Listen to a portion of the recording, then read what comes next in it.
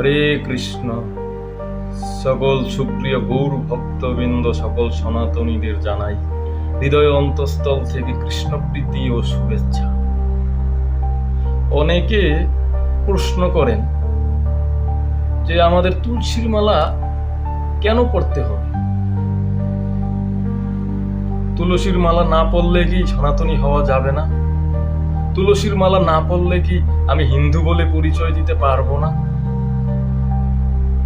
আমরা আলোচনা করব, যদি আমরা হিন্দু হয়ে থাকি, যদি আমরা সনাতনী হয়ে থাকি, যদি আমরা সনাতনী বলে নিজেকে পরিচয় দিতে চাই, তাহলে আমাদের তুলসীর মালা কি অবশ্যই পরিধান করতে হবে? সেই ব্যাপারে শাস্ত্রে কি বলছে? আমি শাস্ত্র ছাড়া বাহিরের কোনো কথা বলবো না।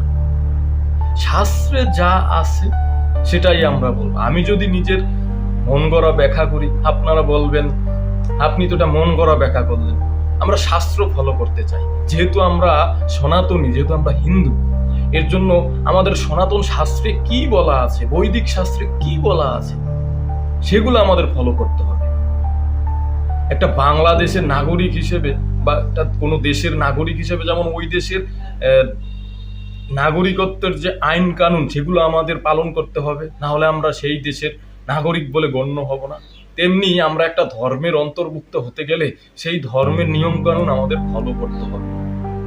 ধর্মের নিয়ম কানুন ভগবান এমনি এমনি দেয়নি, এগুলো পালন করলে আমাদের মঙ্গল হবে। জাতির মঙ্গলের জন্য, মানুষের মঙ্গলের জন্যই ভগবান শাস্ত্র প্রণয়ন করেছে, যাতে আমরা শাস্ত্র ফলো করে, ধর্ম পালন করে চিরতরে ভগবানের কাছে চলে যেতে পারি এই দুঃখময় জগৎ থেকে।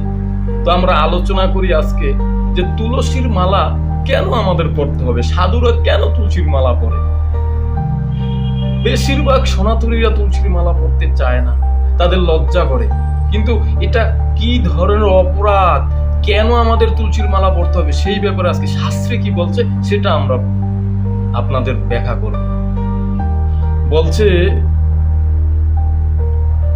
মালা, মা শব্দের অর্থ হচ্ছে আমাকে, আর লা শব্দের অর্থ হলো হৃদয়ে ধারণ করা।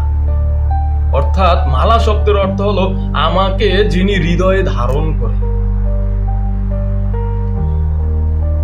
হে হরি বল্লভে,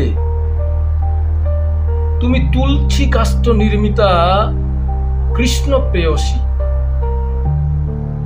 আমি তোমাকে কণ্ঠে ধারণ করিতেছি। আমাকে তুমি কৃষ্ণ সেবা দান করো, কৃষ্ণ ভক্তি দান করো।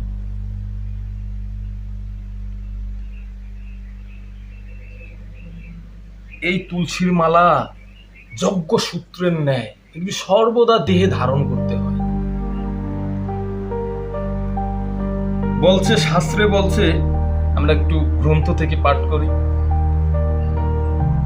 তুলসী কাষ্ঠ মালাঞ্চ কণ্ঠ স্থাম বহতে তুজ অপশৌচ পেনাচারো মামে বৈতি ন সংশয়।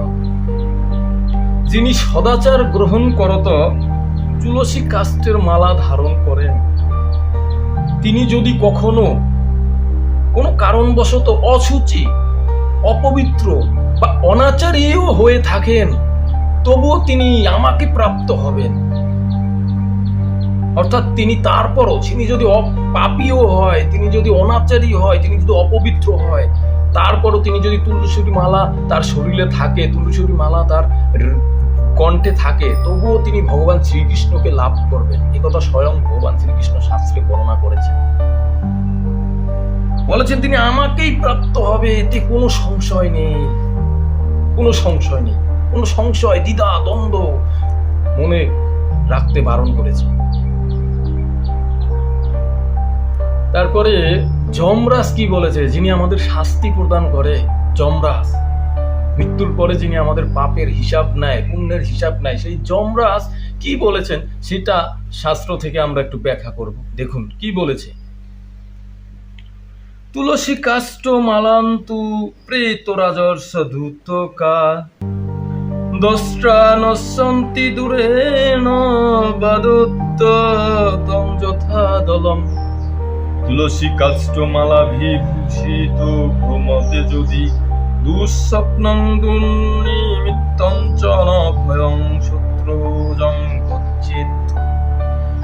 বলছে যমরাজের দূত সকল তুলসী কাষ্ঠের মালা দেখিয়া দূর হইতে তারা বায়ু বিচলিত পত্রের ন্যায় পলায়ন করে।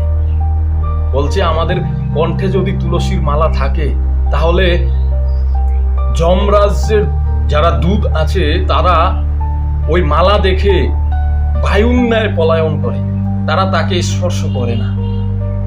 তারপরে বলছে যদি তুলসী কাষ্ঠের মালা ধারণ করিয়া কেহ ভ্রমণ করেন তাহলে তাহার কোথাও দুঃস্বপ্ন দুর্ঘটনা সস্ত্ররণ ভয় থাকে না, তাকে সাপে কাটবে না। আপনারা মনসা পূজা করেন, করতে হবে না মনসা পূজা। মনসা দেবী হচ্ছেন মা মনসা দেবী হচ্ছেন ভগবানের পরম ভক্ত। বলছে কারো কণ্ঠে যদি তুলসীর মালা থাকে তাকে সাপে কাটবে না, তার যমরাজের কোনো ভয় নাই, সে যত পাপই থাকুক সে নরকে যাবে না। এই কথা স্বয়ং যমরাজ বলেছেন।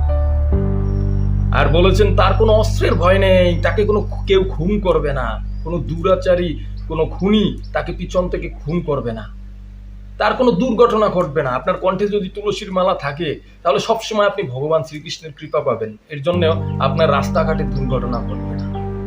তাই অবশ্যই আমরা যদি সনাতনী হয়ে থাকি, আমরা যদি হিন্দু বলে নিজেকে পরিচয় দিয়ে থাকি, তাহলে অবশ্যই আমাদের তুলসীর মালা পরিধান করতে হবে।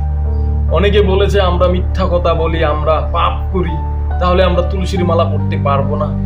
এগুলো কুসংস্কার, এগুলো ভুয়া কথা।